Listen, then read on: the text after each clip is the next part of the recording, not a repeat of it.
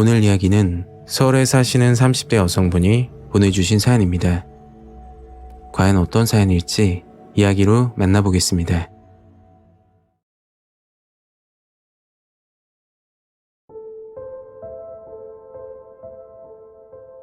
지금부터 10년 전쯤 겪었던 실화입니다. 만약 중국 여행을 계획하고 계신 분들은 정말 조심하시길 바랄게요. 저는 30대 평범한 직장인입니다.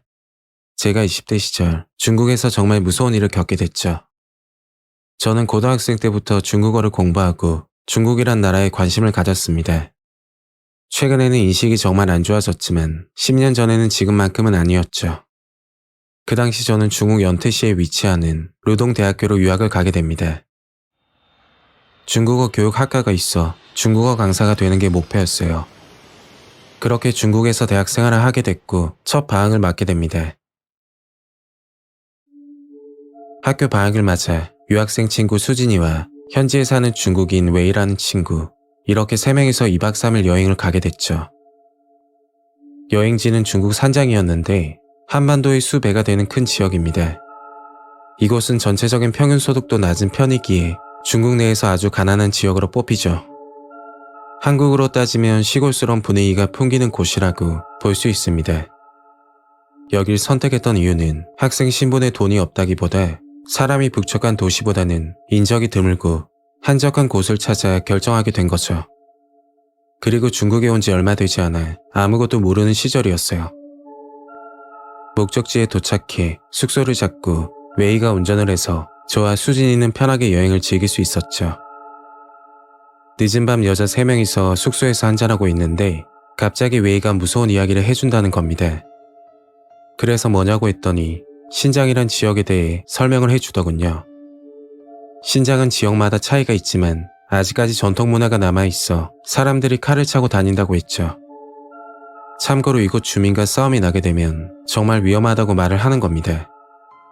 저는 깜짝 놀라면서 그 말이 사실이냐고 왜 이제서야 말을 해주냐고 하니까 웨이가 웃으면서 여기는 외곽지대가 아니라서 괜찮아. 안전한 곳만 다닐게. 걱정하지 마. 라고 말했죠. 그 말을 듣고 섬뜩한 기분이 들긴 했지만 뭐 그때는 우리가 조심하면 별일 없을 거라 생각하고 그날 밤을 즐겼습니다.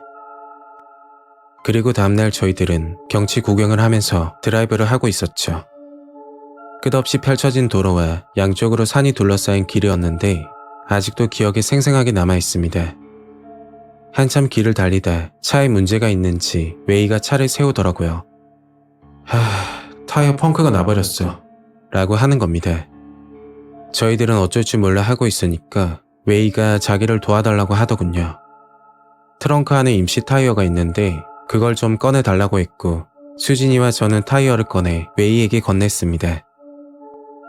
이런 일이 처음은 아닌 듯 웨이는 능숙하게 타이어를 교체하고 나서 곧장 숙소가 있는 쪽으로 향했죠.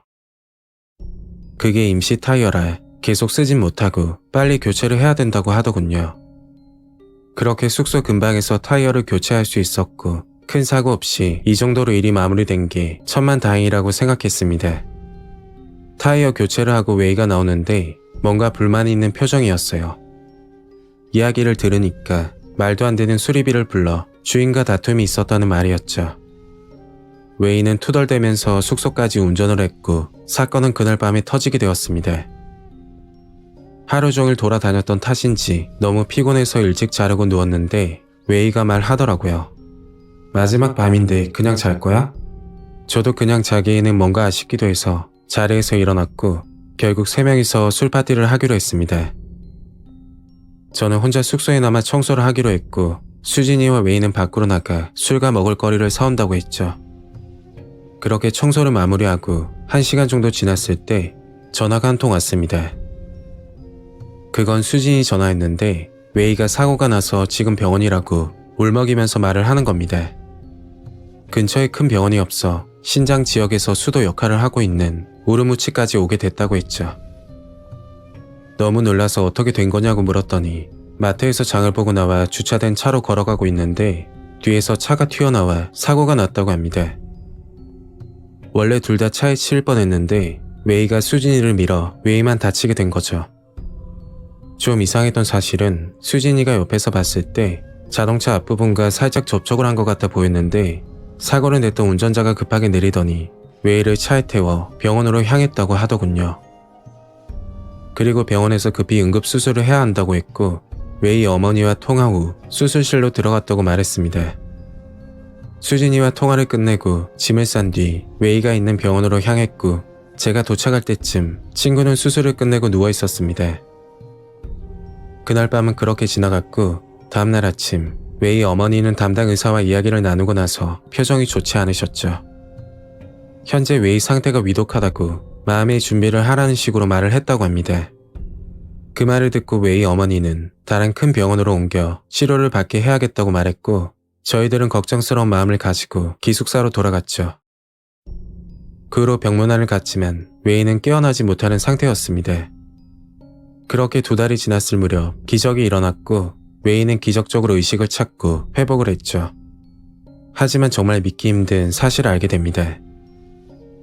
웨이는 퇴원을 하고 평소처럼 생활을 하고 있었는데 전과 다르게 몸이 점점 붓고 소변이 잘 나오지 않는다고 하더라고요. 처음에는 사고 후유증이라 생각했지만 웨이의 상태는 점점 심각해졌습니다. 결국 병원으로 찾아가 의사에게 물었더니 신장이 제 기능을 하지 못하는 것 같다며 정밀 검사를 하던 도중 충격적인 사실을 알게 됐죠. 그건 웨이의 몸에서 신장 2개가 사라진 상태였습니다. 너무 충격을 받아 수술을 받았던 우르무치에 있는 병원을 찾아가 물었더니 사고로 신장이 손상돼 떼어냈다고 해명을 했다고 했죠. 그걸 왜 이제서야 말하냐고 떼어낸 신장을 당장 보여달라고 하니까 인체 부산물이라 이미 소각 처리됐을 거라고 하더군요. 웨이는 수상함을 느껴 신고를 했고 조사 후 나온 결과는 너무 섬뜩했죠. 공안 당국은 병원에서 환자 몰래 신장을 떼어 장기 밀매했을 가능성이 보인다고 하던데 그 이야기를 듣고 너무 소름이 끼치더군요. 그리고 사고를 낸 운전자와 병원 관계자는 같은 조직이라 예상했고 웨이가 사고를 당한 건 사고가 아니라 계획된 범죄였던 거죠.